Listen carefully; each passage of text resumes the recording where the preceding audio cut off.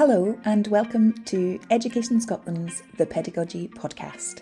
I'm your host, Bex Ewart, and I will be leading us through some really interesting conversations around about pedagogy with a really wide and broad spectrum of educational professionals, children and young people.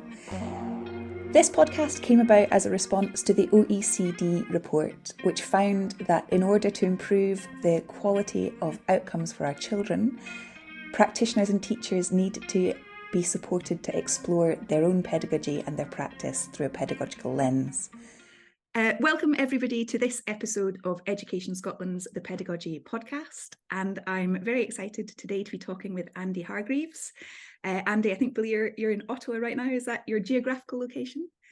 I am in Ottawa in Canada, and I am on the unceded and unsurrendered territory of the Anishinaabe people. This is where we're physically located. I just want to, acknowledge that this is actually their land. So now that we know geographically where you are, would you mind giving us a brief introduction to yourself and your kind of a very brief overview of your time in education and where you find yourself existentially at the moment?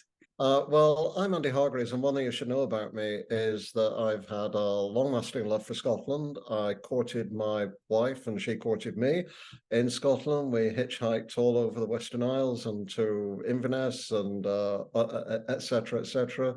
I've walked the entire length of Scotland, from the borders right up to John O'Groats, not on roads, but on footpaths, stone walls, barbed wire fences, all the usual things you can do with like freedom to roam in Scotland. And probably a lot of people listening to this will know I'm one of a group of advisors who advise the First Minister on educational policy and strategy. They don't always take the advice. It's in the nature of advice that you can ignore it. But we do our best as advisors to help Scotland move forward in ways that will benefit to all students. And that really began in 2015 when I was involved in as one of two experts in the first OECD review of school improvement in Scotland. You'll guess from my accent, I'm not particularly Canadian. I am from the north of England originally. My family and so I began as a teacher. I worked in teacher training and then in universities, moved to Canada in the late 80s, spent 15 years in Toronto, the next 15 years in Boston College, and now we're back in Canada near our grandchildren, and I have which suits me, a part-time position at the University of Ottawa. My interests are in teaching, in teacher development, in cultures of teaching, and in educational change that can help teachers help students. That's really, or help pupils, I should say, in a Scottish context. Okay, were you a primary or a secondary teacher originally? A primary. Okay, great. And so that was an accident, but it was a good accident because I was studying sociology at university. I switched from geography to sociology. I wanted to be a geography teacher. But the first piece of mentoring I ever had was they rejected me as a geography teacher when I applied. And they said, the reason we're rejecting you is not because we don't think you'll be a good teacher, but because with only 1 year of geography at university, you'll get a job as a teacher, but you'll never be able to progress because of the limitations of your qualifications.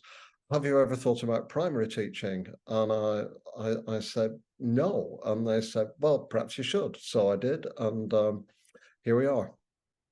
Brilliant. So then I guess our conversation around about what pedagogy might mean to you might be more aligned with my own personal one in terms of what the conversations I've had previously with more diverse colleagues across the education system.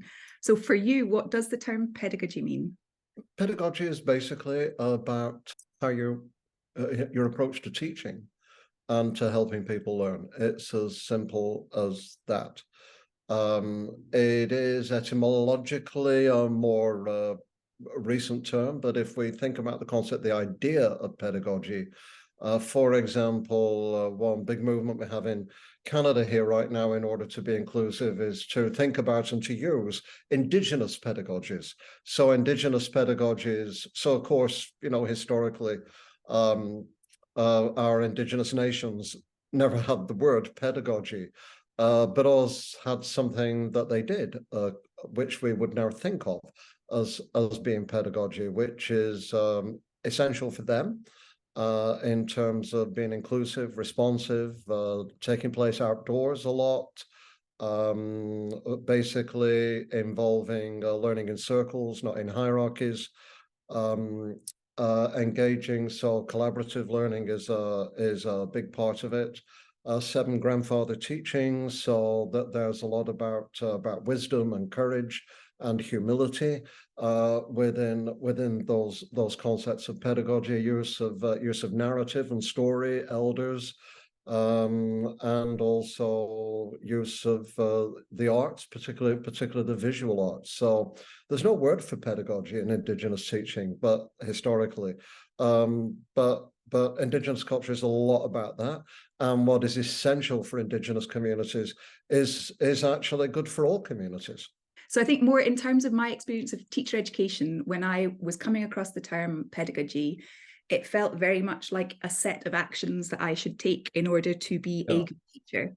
And I think our understanding is shifting from that kind of quite prescriptive model of what pedagogy might be to something more exploratory and looking outwards to different things that might help us, I guess, to expand our ideas of pedagogy. In terms of how what you're talking about, I mean, you have quite a global picture rather, in terms of what the different influences that you're seeing. Have those external influences shifted your thinking at all, or have they changed the nuance of your understanding of the art and science of teaching? I think one's own approach to pedagogy comes from a number of areas. The term that's widely used in North America and has been unfortunately exported across the world is instruction. It's a horrible term. It's didactic, it's hierarchical, it's one way. So pedagogy, although it sounds a bit pointy-headed, is really a better way for us to think about teaching. But even if we talk about teaching, it often implies something, that's more like sage on the stage and one directional, rather than something more interactive that's really about learning. So, pedagogy comes from or should come from. It should come from science and research about, what is effective and what is not effective, what does and does not help young people learn. I think it's really important to be non-ideological about that. So if you take reading and literacy for an example, don't nail your colours to the mast on phonics, and don't nail your colours to the mast on whole language and context and reading for pleasure and so on. The most important thing is we want our kids to read. We want them to enjoy reading. We want them to read in different ways for different purposes. And the same methods won't work for all kids everywhere. But we need to know what some of those methods are. We can't just pull them off the top of our head. So don't neglect science, don't neglect the research, but have a thoughtful professional relationship to it in terms of what will work with this kid now here. I think then we can't extract pedagogy as the only part of teaching that matters, or something that is related only to particular outcomes in terms of, say, literacy and numeracy. But as teachers, we're responsible for the whole of our child's development. We're responsible for their social development. We're responsible for their my newest book with Dennis Shirley, for their identity. That includes all kinds of things: gender identity, racial identity, generational identity, national identity. All these things that form part of who we are. I have twin granddaughters. Their identity as twins is very important to them, both that people see them as twins, but also that they see them as not only as twins. So helping develop young people develop a sense of who they are, what they belong to, and how they pursue that with other people together for the benefit of themselves, for their community, and for their society. We wouldn't normally think of that as pedagogy, but it's very closely bound up. So when we're educating a young person, we're educating them in their knowledge and skills, but also in their sense of who they are. And different countries and different cultures have different approaches to this. So what it looks like to develop a young person in Singapore is in some ways quite different from what that means in places like Scotland, for example. So we might emphasize a happiness, fun, joy, perhaps fulfillment. Singapore will be duty, loyalty, honor, respect for elders like indigenous communities and so on. So when you work globally, you begin to figure out what is similar and what is different about things that we think of as pedagogy. So take a large class in an East Asian culture. So think of China, Korea, Singapore, for example. And you might get 40-odd students in that class. And the teachers attempt to engage those kids interactively, which they do. You know, I've seen that in Japan. I've seen that in many countries. It's quite incredible how they do that in a large group. But on the other hand, those classes typically don't have students with learning disabilities and with other kinds of special needs like autism, Asperger's syndrome, and so on.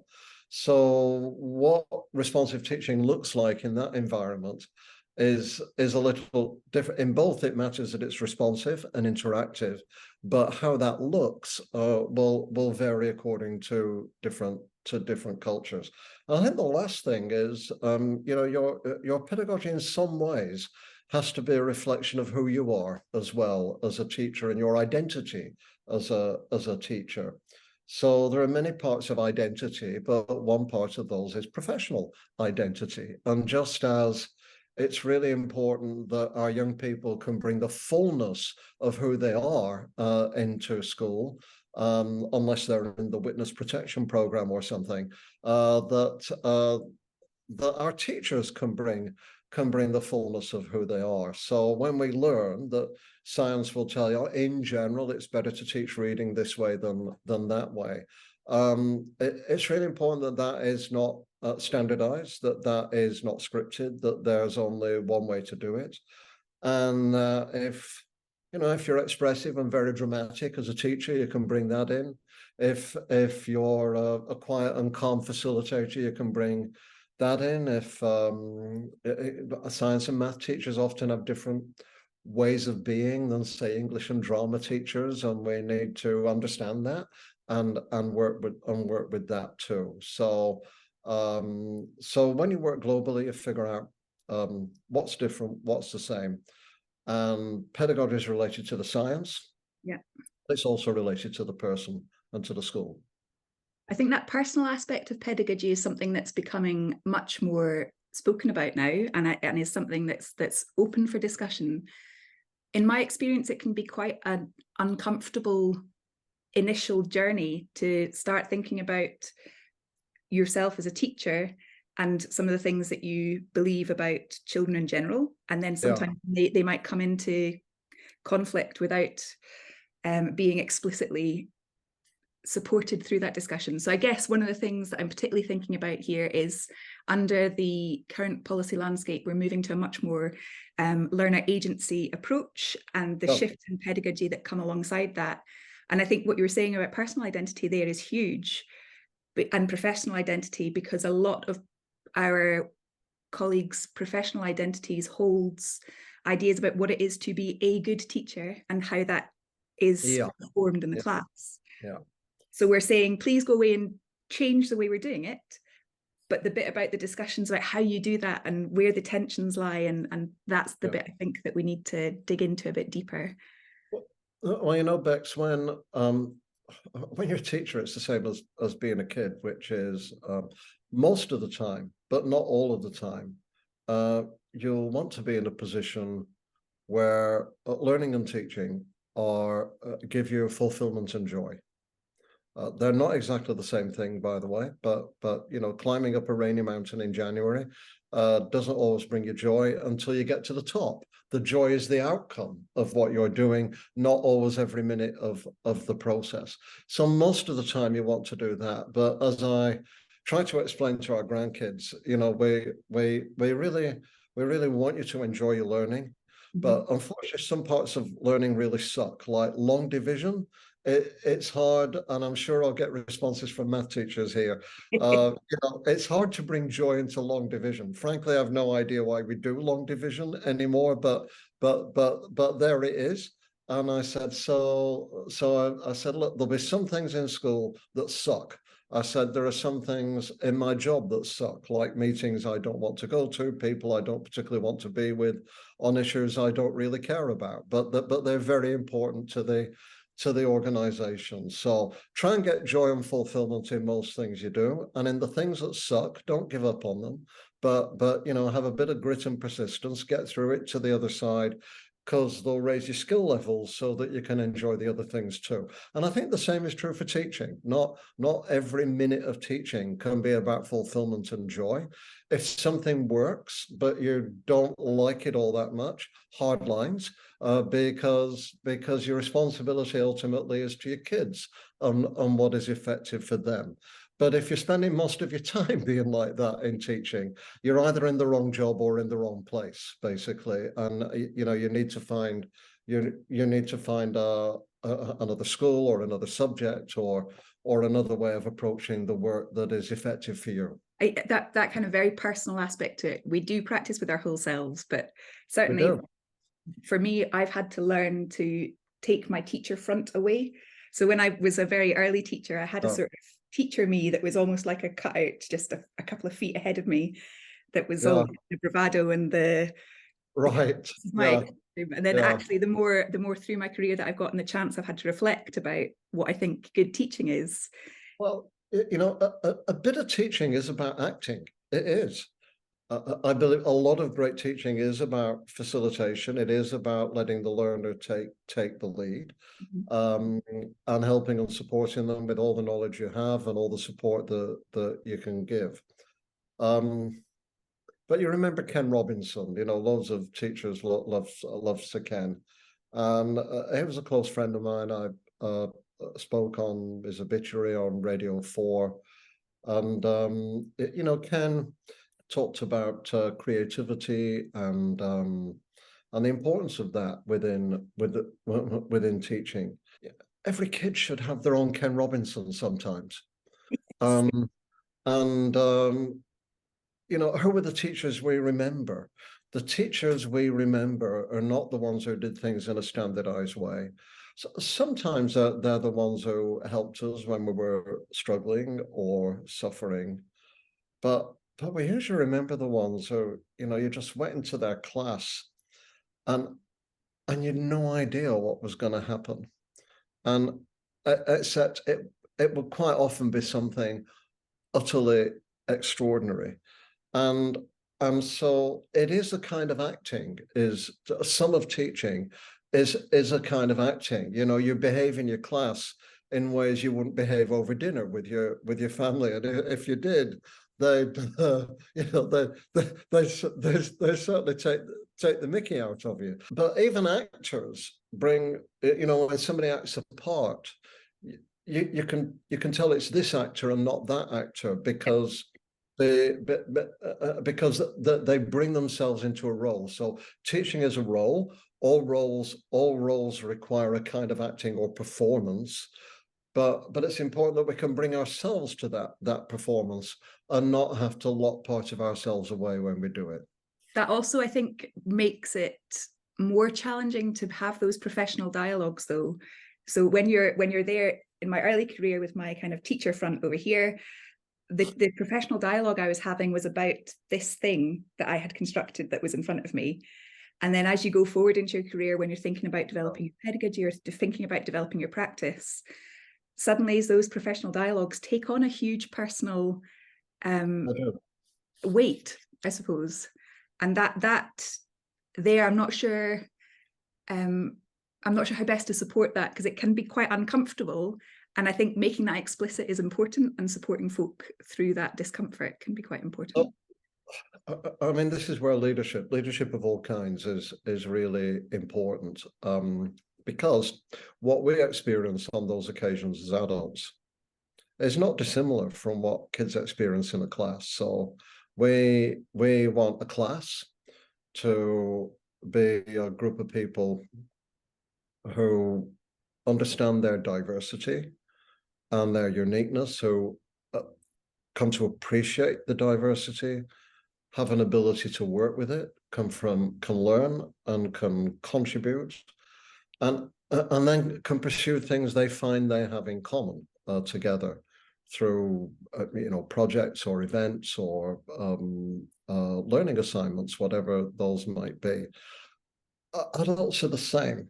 So we're diverse in terms of sometimes in terms of race, not quite so often yet in many parts of Scotland, but sometimes in terms of race, definitely in terms of a gender identity, different generations approach their work quite differently. We can't blame all the baby boomers, almost all of whom have retired now, for taking up all the jobs and all the money, and we shouldn't blame the millennials for being a bit stricter about the time and say, sorry, you know what, this time I have to go and collect my kids. But I'll log on later on at 8 o'clock at night if anybody, once the kids have gone to bed and you want to talk about it and plan it then. So, and we're neurodiverse, just like we have to understand in a class that the kid who's a bit on the autism spectrum will manifest themselves differently than other kids. So we have to learn about that, work with that, help that kid to interact and engage. We're different in personalities and in teaching. Some people love spreadsheets, I don't. And I probably wouldn't invite anybody for dinner who, gets up in the morning with the joy of spreadsheets, but or rubrics, like ultra detailed rubrics will be the same thing. But we have to work together, and we have to find ways to do that. And great leadership. Well, let me give an example, which is I'm co-leading a large project now in Canada, funded by the Lego Foundation, of 41 schools across the country engaged in play-based learning in the middle years for students who have been particularly vulnerable after COVID-19. And I've been to a whole bunch of those schools now all across the country. I've been spending about a week a month in schools. Each of those schools has a team of about 4 usually.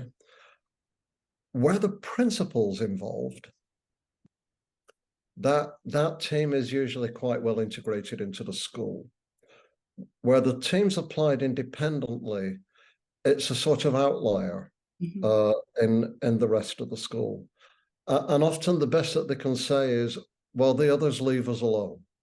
They think they're weird. They think we're weird, but they leave us alone. And, these teachers are usually the extroverts, but most people in the world, if you read Susan Cain's book, Quiet, most people are not extroverts, but they're usually the extroverts are kind of a bit out there, do wacky things, spend ages like thinking of fantastic things they can do with the kids, and others are good teachers, but they're a bit more quiet, steady, conservative, perhaps have a few more responsibilities at home, have to balance their life a little bit differently. And so part of what we're doing through the project is trying to help people integrate what they're doing in the whole school. So it's not just about me, my class, and my kids, a fabulous world's best teacher, or even the two of us team teaching together in these little portables out in the yard. Our responsibility is to help all the kids, and if we're going to help all the kids, then we have to work with each other in order to do that. And that means even if you're the best teacher in the school, it's still really important to model that you have things to learn from other teachers, and you don't, as Alanis Morissette saying, we don't have it all figured out just yet. And when the palpably most brilliant teacher in the school is able to do that, it makes it easier for other people to do that. And the person who can make a huge difference on that is the principal, in working with recognizing and working with the diversity of the staff, as well as work. And by staff, I mean all the adults. I don't just mean the teachers, but I mean, you know, the administrators, the support workers, the cooks, and all that too. Yeah, I think one of the things that I was really heartened with about reading through the educational review suggestions that came through in Scotland was about that recognition of the community of educators. Yeah, I think we've got there's a real benefit that we can pull together and work on their strengths there. Yeah, we've in our projects in Canada, I mean, some of the most extraordinary adults we've worked with are things like, I don't know, in a white working class community, the education support worker who's been working closely with the teacher for the last 10 years. She lives in the community, always lived in the community, knows the kids inside out. They'll never mess with her. So, you know, she's a great asset. In Indigenous communities, our Aboriginal support workers bring, you know, may not yet have qualifications to be a teacher, but bring incredible knowledge, wisdom, connection to the culture, ways of educating the other adults about how their community experiences things. Yes. You were talking about play pedagogy there, and that's one of the things that is really kind of bubbling away in the Scottish education landscape at the moment. And it's really exciting. And for the first time, I think there's actually the groundswell that's required to move it forwards. But just like you were describing there, where it's really successful, it's where the leadership of the setting or the authority have really kind of nailed their colours to the mast and recognise that this is something that needs to happen. And otherwise, there can be a bit of a disconnect between the bubbling here, then you've got the systems leadership, and then you've got the policy landscape, but there's no communication. So what would you suggest to folk to start to overcome that from whatever position they might be sitting within the system? Scottish educators love to talk about what they're doing. The Scottish educators are very intellectual. Quite cerebral, I think, and there's a long tradition of that in Scotland. So it's good that they like to talk. It's good that Scottish educators love to talk about, and politicians actually love to talk about what they're doing. But then at some point you've got to get the wretched thing done, and to do that, it's not going to depend on people in Holyrood or people in the department. At the end of the day, like who's there every day with the kids, and that's the teachers. And one thing we learned during COVID-19 was when there was a monumental moral crisis, life and death, literally, life and death, with no right answers. No, the science wasn't clear about what to do. People at the top were absolutely unclear about what to do. No blame for them. Like nobody. We hadn't had this for 100 years since my granddad had what was then wrongly called the Spanish flu in 1918. Nearly killed him, so I nearly don't exist because if it had, I wouldn't be here. Schools were supposed to go digital. Nobody had a clue about how to do that, what it would look like. Teachers, like, my hat's off to teachers, millions of teachers all over the world who then collaborated and said, well, they don't know what to do. The science doesn't know what to do. Frankly, I don't know what to do. So, please help me. And people pulled together the fragments of knowledge that they had, and from that created something that could support the kids. Was it perfect? No. Was it always brilliant? No. But it was something rather than nothing, and it enabled kids to be in some way connected with their learning, and in some way connected with other kids in their class, even if it was, and their teacher, even if it was online. So I think what we learn from this is, first of all, who has the most power, the teacher or the minister? And the answer is always the teacher. Because once the teacher's in the class, the minister is irrelevant. Yeah. I say that to all ministers everywhere, and the advisor is even less important than the minister, to be absolutely honest. So you have to use that as an opportunity. The mistakes would be to then think everything's about teacher autonomy and any teacher can do anything they like with anybody anywhere, and just leave them alone and they'll get on with it. And some will, many will, and they'll do it well, but some won't. Not because they're bad people, but because to do well, we all need to be in communities, not out on our own. Then the question becomes, what does the architecture look like so that we can get teachers to come up with things together? What the first is, and get this from the pandemic, it has to be something morally compelling. It can't be, here's a new literacy program that a bunch of boffins in a neuroscience lab have come up with. Now collaborate on how you're going to implement this, because I don't think you get an awful lot of buy-in with that. But if you say lots of our kids are not reading well, it's even worse since the pandemic. The kids who are most disadvantaged are the furthest behind. They're really struggling. Can you help us figure this out? Here's some resources. Here's some ideas. Here's some examples. Here's some coaches and mentors who'll work alongside you. They'll come in your class. They'll show you different ways of approaching this. So it has to be morally compelling. It has to offer some guidance and direction, but also a lot of flexibility. It has to recognize and respect the diversity of the teaching force. And it needs a great leadership that will bring people together in a liberating and not an overly controlling way. And then it needs time and support. So it needs, a bit more like Finland, to have more time in the school day when teachers can actually pop into each other's classes. So if it's all at the end of the day, you just can't pop into each other's classes. So a big bargaining item, I think, is not always salary, though salary is important, but time. Dave Crosby of Crosby, Stills, Nash and Young, and anybody under 45 listening now will say, who on earth are they? But Dave Crosby said the most important thing in life is not love and it's not power. It's time, man. Time is the big thing. It goes so fast. So I think teachers need time, and we need to bargain for that, and we need to supply that. And then when things get hard, don't pick the easy targets of cutting positions like counsellors, special education, and other kinds of resource teachers, because first of all, they're the teachers who can release the full-time classroom teachers.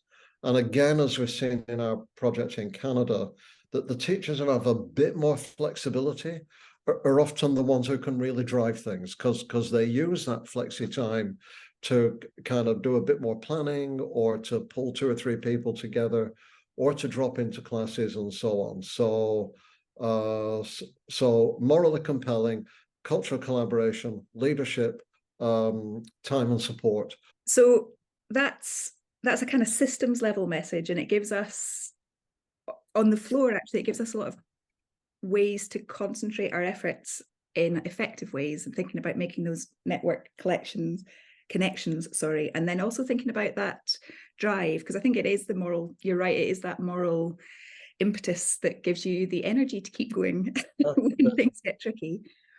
So for you though, what's the one key message you would give to others to inform their pedagogical practices? Well, one thing, so let's take a simple thing to begin with, which is it's important that the teachers enjoy teaching as much as the kids enjoy learning. When we talk about problems of recruitment and retention, a lot of that is around how the job feels and how teachers communicate to others, including the kids, how the job feels. Where do we recruit our teachers from? We recruit them from the classrooms of teachers. That's basically where teacher recruitment begins. So in everything we've discussed, finding ways to keep the joy in teaching, and I don't mean fun. I mean I'm not against fun, but I'm enjoy, real joy and fulfillment. Let me give you a tiny example, which is a lot of our schools in our innovative network are engaged in all kinds of play-based projects. Sometimes those are student-led, sometimes a teacher-led. So we have a group of schools where Friday mornings or all day Friday, they'll have classes organized according to teachers' interests. So you suspend the curriculum for Fridays. So little message there is not, once you've figured out the right thing to do, fill up the curriculum. So teachers don't have any flexi time anymore. Say, we're going to have 9 hours a day for literacy or whatever it might be. So teachers run classes according to their interests and kids sign up for them. And the great thing about that is, like, every teacher has got an interest in their life other than teaching. And if they haven't, they shouldn't be in teaching. But because you need to get a life to be a teacher as well. So we've got classes on, they've got classes on magic tricks, classes on knitting, classes on beautifying the school, classes on Minecraft. Yeah. Classes on doing things outdoors, like building trails or shelters. But the teachers are really excited, and the kids want to be with things that are also of interest to them, and with teachers who are really excited about what they're doing. So all I'd say for people thinking about teaching, and for teachers themselves, is don't fill up the curriculum with E's and O's. That you have to tick off, the expectations and the outcomes that you have to tick off in boxes on curriculum for excellence. Sorry? The experiences and outcomes. The experiences, beg your pardon, wash my mouth out with soap and water. But the experiences and the outcomes, it's not about going through and ticking all those off. So have some guidance, some direction. Understand that teachers need a bit of flexibility, so that they can experience the joy that their kids want to experience, and we can bring both of those together. Yeah, just what you're saying there reminds me of a lyric from a singer called Corinne Polwart. Do you know her at all? You should look her up. She's a fabulous folk singer, but she talks in one of her songs around, I can find joy in the sound of the rain. You have to find joy where you can.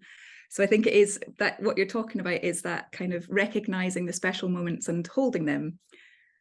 So that's great. Could you send me that link? Because I am a bit of a music buff, and most of my workshops have a playlist. Ah, there you go. I will definitely send you that. Yes, she's really quite special. Okay, so what's next for you, Andy? You talked about the project that you've got with the Lego Foundation around about the innovative practice. What else are you up to?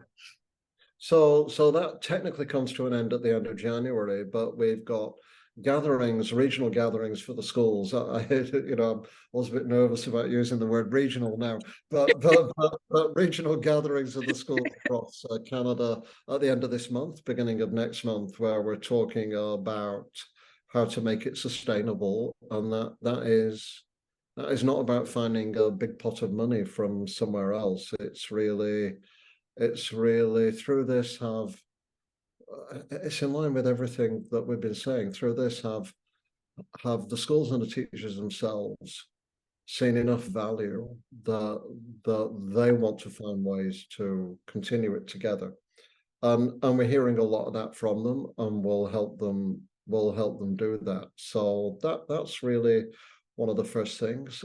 I have a new book coming out this week. Actually, I have 2 in the last 3 months because there's nothing to do during COVID except write a lot. So, one of the books is Leadership from the Middle, but the other book is The Age of Identity, which we think is like no other book that exists. And it's about how to be inclusive, about young people's identity, how to understand that identity is not just about them, the others, but identity matters for all of us. It's every teacher's responsibility to develop young people's identity, their sense of self. But identities aren't boxes we tick or checklists we fill out that match, gender or race or any other category. People's identities are complicated. I think it's around 8 to 10% of families in the UK are mixed race now, but there's no category for them. All my 5 grandkids are mixed race. There's no category for them. And people have all kinds of facets to their identity, and we need to bring that out to celebrate it. They're not just one thing, but we often treat people as if they're one thing. I hate people treating me as if I'm only retired or only a man, right? So, and then with that comes all kinds of baggage. People make assumptions about you. There are all kinds of parts to my identity that aren't visible. And to many kids' identity that aren't. What you see isn't what you get always. And first appearances can be very deceptive. So it's really important not to stigmatize or attack or even cancel people because of one part of what is a very full identity. And in that sense, I'm sending out a message to all ends, to both extreme ends of the political spectrum. And what the evidence shows us is if you want diversity to work, it is less effective to make people feel guilty and ashamed about their own identity, because we know from change theory on anything, if you make good people feel bad about something, make good people feel bad about their teaching, for example, they're not going to be motivated to develop new ways to teach. The way, and the evidence is behind this, if we want diversity, we find common projects that bring diverse people together, that they don't just talk about, but they actually work on together. They experience the joy and the fulfillment of accomplishment, and they come to appreciate what each other brings to that. And so we want identity to be not a thing that divides people, that separates, that pits parents against teachers and teachers against parents, or one kind of kid against another kind of kid, but in a robust way that actually brings the kids together and brings the adults together, and then enables us to move forward to discuss the huge things like racism and poverty and massive inequality that are tearing our societies apart right now. That's really, I think for me, one of the bits of work that I'm doing aside is a research project around about identity and thinking about the different layers, the dialogic identity construction. Yeah. That's fascinating. I will hopefully try and make my way to wherever you will be to discuss that. Right. Yeah.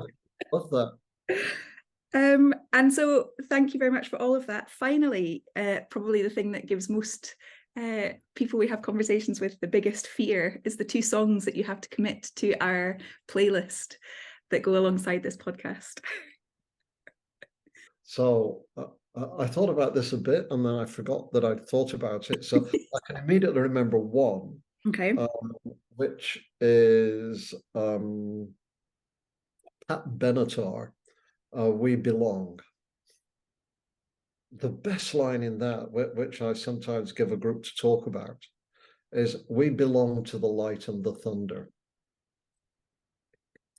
So, and the more you think about that, the more interesting it is. And then the other one, which again is a playlist to get people to think, is George Michael, Careless Whispers. Oh gosh. for one line, is there. So, and again, I ask people just to think about this. Guilty feet have got no rhythm.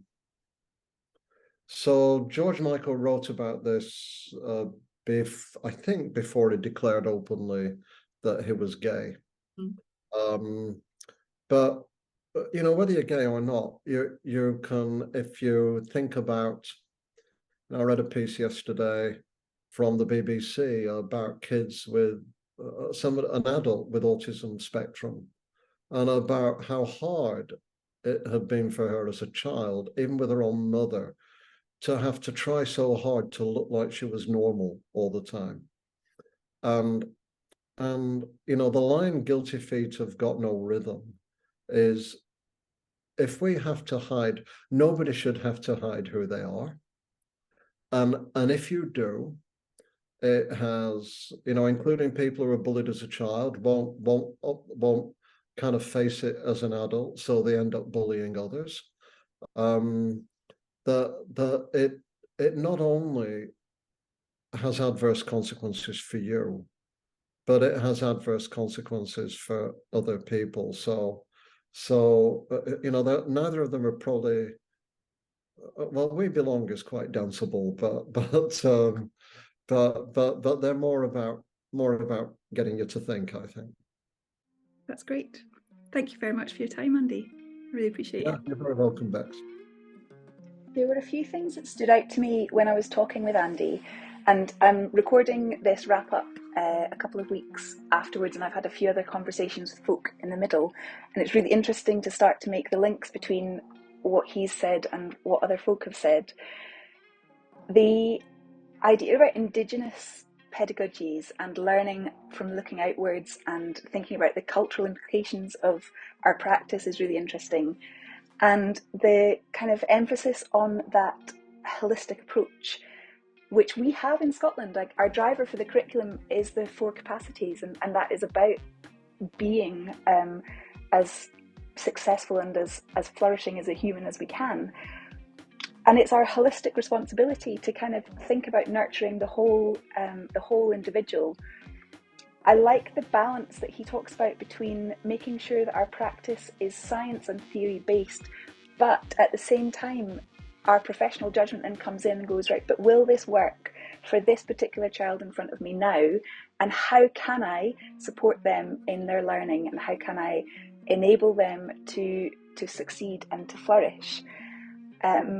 I like his thinking around about the kind of flow of knowledge being multi-directional rather than hierarchical and unidirectional, and that we're really talking about effective learning, not necessarily about that idea of the teacher as the sage on the stage.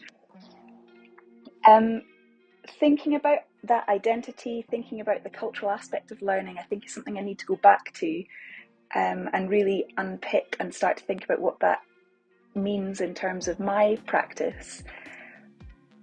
But the crucial thing there is about making the most of everybody and really learning and engaging and connecting across different skill sets around our colleagues. And that meaningful collaboration where actually we're thinking about generating new knowledge, generating ways of doing it, and finding the joy in practice again. I think post-COVID, so many of us are just kind of getting through rather than really enjoying where we are. And actually, for us being joyful in our practice and displaying that grit and determination to keep going when it gets tricky, I think is really crucial to the success of where we're going in the future. Thinking about how to sustain things, we know that there's no magic pot of money coming. We know that actually in terms of the major systemic things, they're not going to change unless actually the people on the floor, us as practitioners, drive that change and demonstrate that sustainability of the change. And really it is that leadership from the middle. We've tried the hierarchical stuff with people telling us what to do. It actually doesn't work so well. So now we need to rely on our professionalism and our really strong collaborative networks to be able to create a system that works really brilliantly for our young people and learners, but also for us as practitioners, so that we can find that joy and so that we are all sitting in a space of collaboration and negotiation and connection on a human level. I haven't read his book yet about identity, but I definitely, it's on my list of things to read. And I think, again, as we move forwards, Scotland is becoming such a diverse and multicultural society that understanding these nuances and the interplays between the different cultural aspects and how they can strengthen and support and celebrate one another will be really important in terms of creating that sustainable education system that really does support that whole holistic development and learning of our children and young people. Thank you very much for listening, and as always, if there's anybody that you'd like to say, please take to Twitter and use the hashtag #ES Podcast.